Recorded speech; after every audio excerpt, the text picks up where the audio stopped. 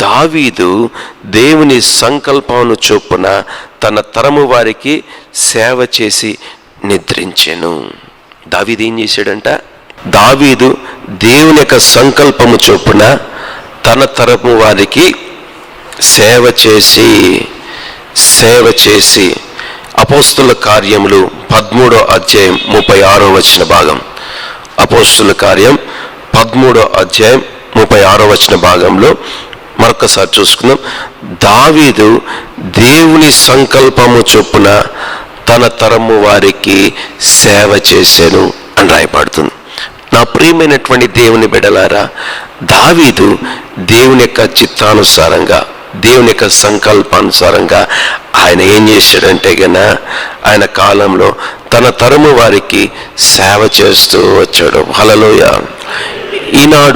ఆనాడు దావీదు చేసినటువంటి సేవ, దావీదు చేసినటువంటి కార్యం, తన యొక్క తరంలో ఉన్నటువంటి వారికి ఆయన సేవ చేస్తూ వచ్చాడు. ఎటువంటి సేవ?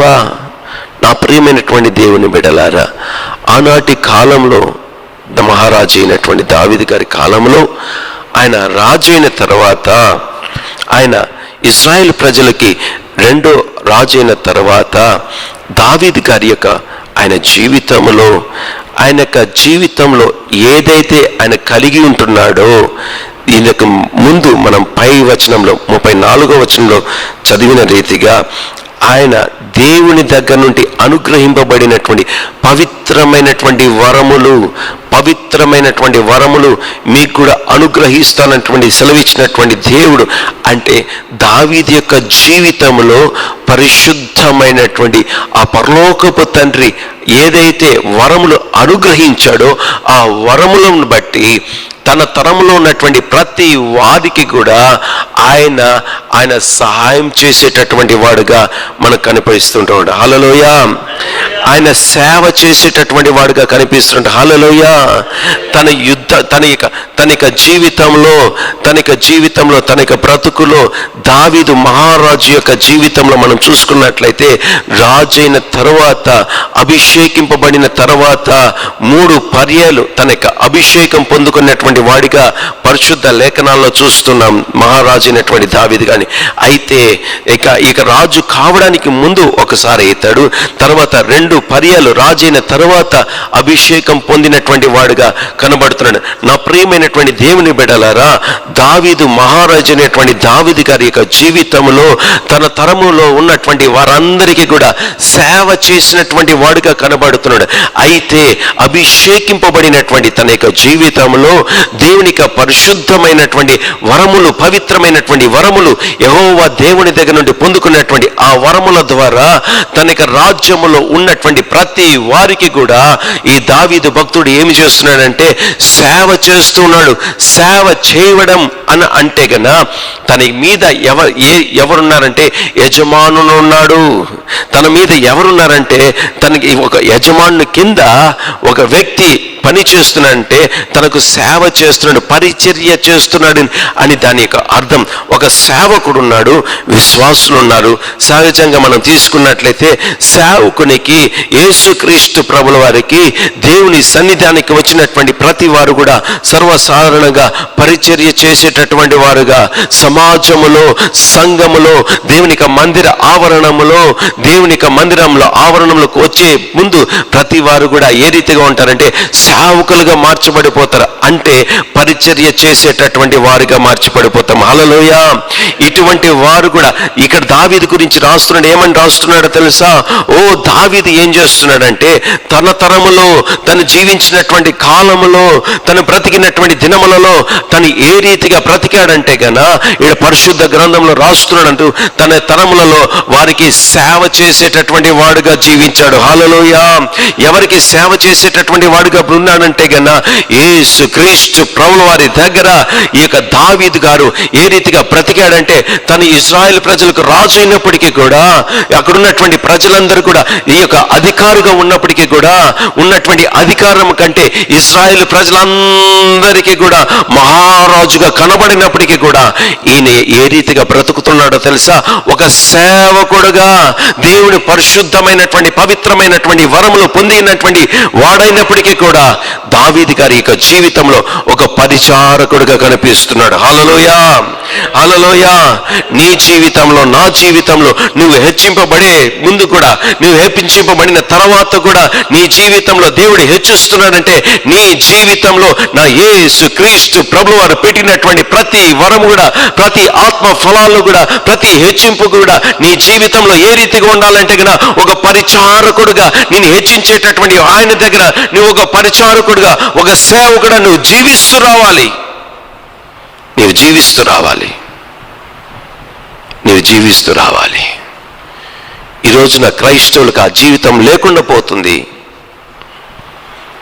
ఈ రోజున నిజంగా క్రైస్తవులకి ఇటువంటి జీవితాలు లేవు. నా ప్రియమైనటువంటి దేవుని బిడ్డలారా, ఖచ్చితంగా నేను చెప్పగలుగుతాను, ఎన్నో సంఘాలలో, ఎంతోమంది క్రైస్తవుల యొక్క జీవితాలలో ఒక మెట్టు దేవుడు హెచ్చిస్తున్నాడంటే అనేక మంది దైవజనులు సోషల్ మీడియాలో చూడొచ్చు. అనేక మంది దైవజనులు మనం సోషల్ మీడియాలో చూడొచ్చు. దేవుడు హెచ్చిస్తున్నాడంటే భాష మారిపోతుంది, మాట మారిపోతుంది, ప్రవర్తన మారిపోతుంది, బోధ మారిపోతుంది. నా ప్రియమైనటువంటి దేవుని జనాంగమా, దేవుని బిడ్డల్ని నేను ఏమనట్లేదు, కానీ మీకు అర్థమవడానికి మాత్రమే నేను చెప్తున్నాను. నా ప్రియమైనటువంటి దైవజనాంగమా, దేవుడు హెచ్చిస్తున్నాడు. దేవుని యొక్క పరిశుద్ధమైనటువంటి పవిత్రమైనటువంటి వరంలో నీ జీవితంలో నీవు కలిగి ఉన్నావంటే గన, యేసు క్రీస్తు ప్రభువు వారి దగ్గర నువ్వు ఏ రీతిగా బ్రతకాలి అంటే గన, దావీదు గారు ఏ రీతిగా అయితే తన తరంలో ఉన్నటువంటి వారికి ఏ రీతిగా సేవ చేశాడో అనగా దేవుని దగ్గరను, దేవుని పాదాల దగ్గరను, తన దగ్గర ఉన్నటువంటి ప్రజలందరికీ కూడా, ఇశ్రాయేల్ ప్రజలందరికీ కూడా సేవకుడుగా మారిపోయాడు. హల్లెలూయా, హల్లెలూయా. నా ప్రియమైనటువంటి దేవుని బిడ్డలారా, ఒకవేళ అటువంటి వ్యక్తి పాపము చేసినట్లయితే కన్నా, ఆ పాపం చేసినటువంటి వ్యక్తి యొక్క జీవితంలో, తన కుటుంబంలోనే ఒక శాపం బయలుదేరుతుంది. ఆ శాపం ఏ రీతిగా తెలుసా? కుమారుడే ఒక శాపగ్రస్తుడిగా మారిపోతాడు. కుమారుడే తండ్రిని చంపేటటువంటి వాడిగా మారిపోతాడు. కుమారుడే ఒక శాపగ్రస్తుగా మారిపోయి తన జీవితంలో తనకు తానుగా మరణించేటటువంటిగా ఆ శాపం నిన్ను నడిపిస్తూ వెళ్తుంది. ఎటువైపు నడిపిస్తుంది అంటే నాశనం వైపు నడిపిస్తూ వెళ్తుంది. హల్లెలూయా, నాశనం వైపు నడిపిస్తుంది. హల్లెలూయా. నా ప్రియమైనటువంటి దేవుని బిడ్డలారా, అభిషేకం పొందినటువంటి ఈ యొక్క వ్యక్తి, 3 పర్యాలు అభిషేకింపబడినటువంటి ఈ వ్యక్తి, ఇశ్రాయేలు ప్రజలకు జనం తండ్రిగా ఈ యొక్క దావీదు గారిని రాజుగా ఎన్నుకోబడినటువంటి ఈ యొక్క దావీదు గారి యొక్క జీవితంలో దేవుడు అభిషేకించి పవిత్రపరిచి ప్రత్యేకించుకొని ఇశ్రాయేలుకు రాజు నియమించబడినటువంటి ఈ దావీదు గారి యొక్క జీవితంలో అభిషేకింపబడిన తర్వాత చేసినటువంటి పాపానికి ప్రతిఫలముగా తన కుటుంబంలోనే ఒక శాపం, ఒక నాశనం బయలుదేరుతూ వచ్చేది. ఎంతవరకు బయలుదేరేదంటే తన కడుపును పుట్టినటువంటి కుమారుడే నాశనమయ్యేంత వరకు కూడా ఆ శాపం బయలుదేరేది. ఆ శాపం బయలుదేరేది. నాశనం, నాశనం, నాశనం, మరణం నీ కుటుంబంలో రుచి చూస్తావు. నీ కుటుంబంలో రుచి చూస్తావు. ఒకవేళ నువ్వు భక్తిపరుడా అని అనుకుంటున్నావేమో, పిలువబడుతున్నావేమో, కాదు. ఇటువంటి కార్యాలు కూడా నీ జీవితంలో ఉన్నాయేమో. ఒక్కసారి పరీక్షించుకో, ఒక్కసారి పరిశీలించుకో. ఇక్కడ కొద్దిమందే ఉన్నారు. అయితే ఈ మాటలు మనకు అవసరం. ఎందుకు దేవుడు ఈ మాటలు పలికిస్తున్నాడో నాకు తెలియదు, కానీ ఈ మాటలు నా సొంత మాటలు కాదు, దేవుని యొక్క మాటలు ఇవి. ఇది పరిశుద్ధ గ్రంథంలో ఉన్నటువంటి దేవుని యొక్క మాటలు. దావీదు గారు మనం చూసినట్లయితే మహాభక్తిపరుడు. దావీదు గారిని చూసినట్లయితే ఆయన ఇశ్రాయేల్ ప్రజలకు రాజు. ఆయనకి మించి అధికారి ఎవరు ఉండరు ఆ దేశంలో. ఆయన ఒకటి శాసిస్తే చాలు, ఒక మాట సెలవిస్తే చాలు, ప్రతిదీ కూడా ఆయన కాలు ముందు ఉండేది.